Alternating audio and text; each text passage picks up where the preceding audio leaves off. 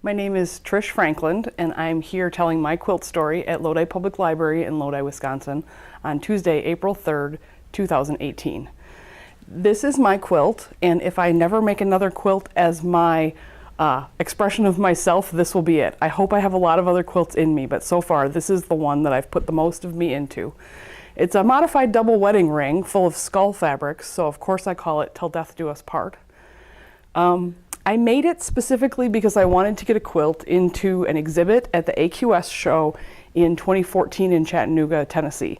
And it was going to be a special exhibit of the Badass Quilters Society.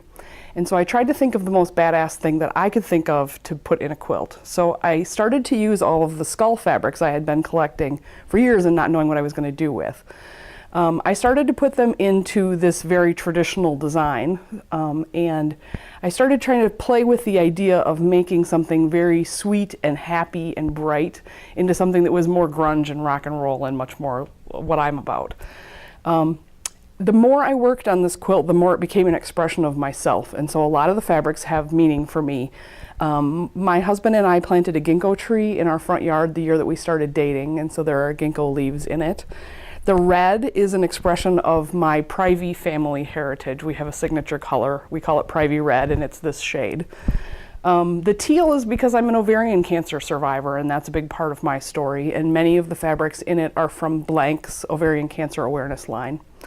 I have a career in journalism, and I'm a librarian now, and the fabric that's in the background is a toss of dictionary pages, but the more I cut it up, the more it looked like newsprint. When this quilt started to mean so much to me, I sent some parts of it to Marcia Wakuda out of Boscobel, Wisconsin, to have her decide how she was going to quilt it for me.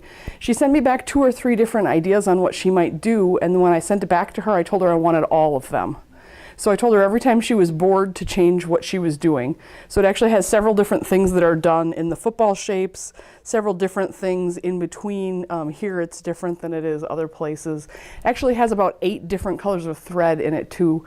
This really was one of the projects that was a partnership between Marcia and I. I put as much of me into it as I could, but then she just really took it to the next level. It has been shown. It did make it into that AQS show in Chattanooga.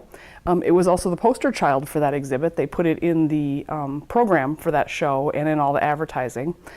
I also give presentations to quilt guilds, and it tours with me for the last 5 years or so. It's been in every one of those presentations too.